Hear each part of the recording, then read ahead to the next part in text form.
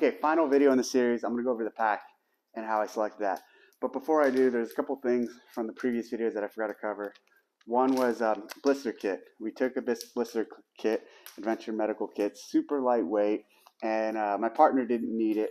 I ended up needing it.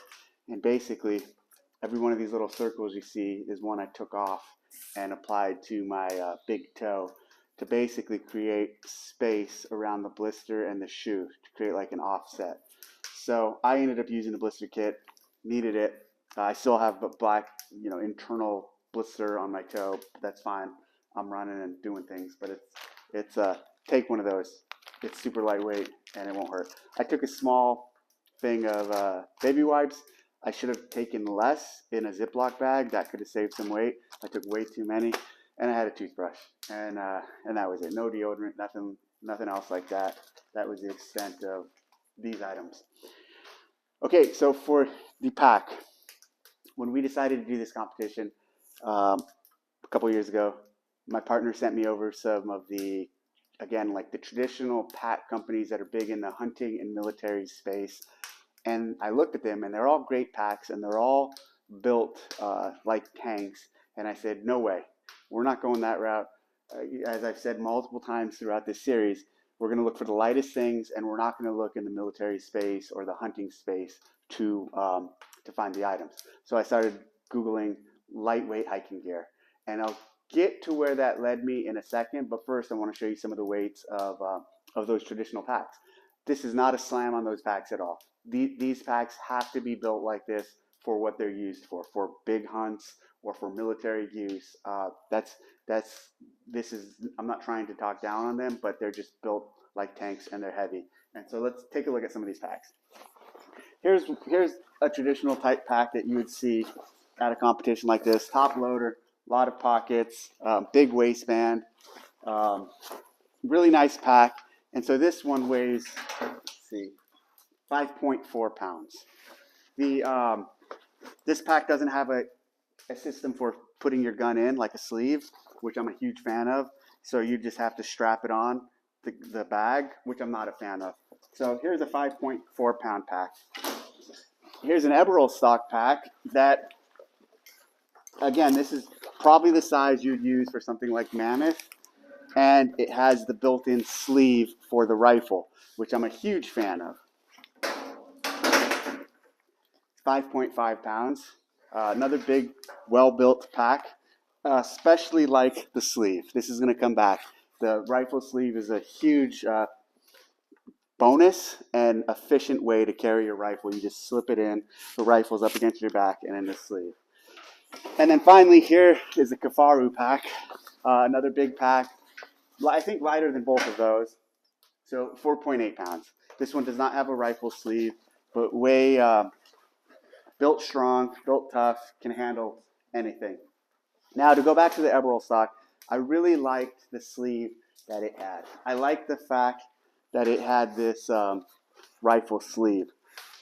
But what was weird to me, what I didn't understand when I looked at that, I started thinking about it. I'm like, well, there's a better design, I believe. They're going to disagree with me, but there's a better design. Why not make it flat and have the gun stick out, barrel up?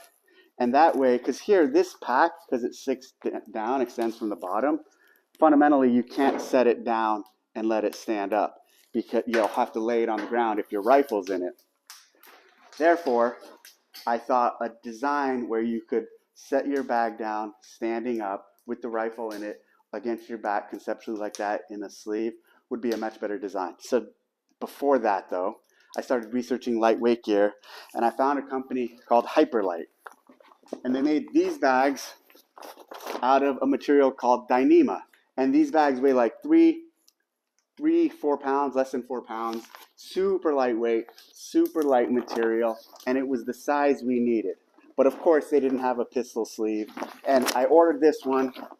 I tried running my rifle in this outer pouch, completely packed. It wasn't running well, and finally I decided, okay, what if we added a sleeve to these packs, kind of like the Eberl stock, but we use the design that I'm a fan of, which is rifle up. I found a local tailor, someone in Santa Cruz, and went and visited him, told him my idea, and asked him if he could do it, and he could. So basically, he sewed on this sleeve for us to put our rifles in up in this super lightweight pack. So you look at this pack, and this is 3.5 pounds. So way lighter than all those other ones. This, with this additional sleeve. And there you're looking at a couple pounds savings. You're looking at that's a big deal. When you talk about every item we've looked at, even the pistol, when you look back at the pistol, I said this one's a pound lighter than that. And every item's like half a pound, ounces lighter. All of that stuff adds up.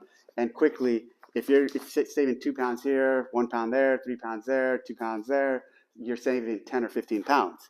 And in my mind, it all started with the pack and finding a super lightweight pack. So I had him added the sleeve, and with this sleeve, the rifle can be in the sleeve. Let me show you.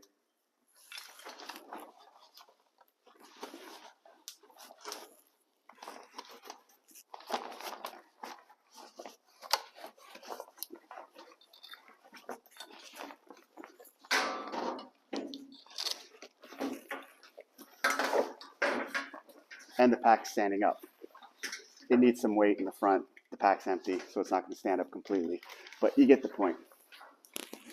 That's how we ended up with the packs that we chose. Hyper light, super lightweight, added the additional sleeve.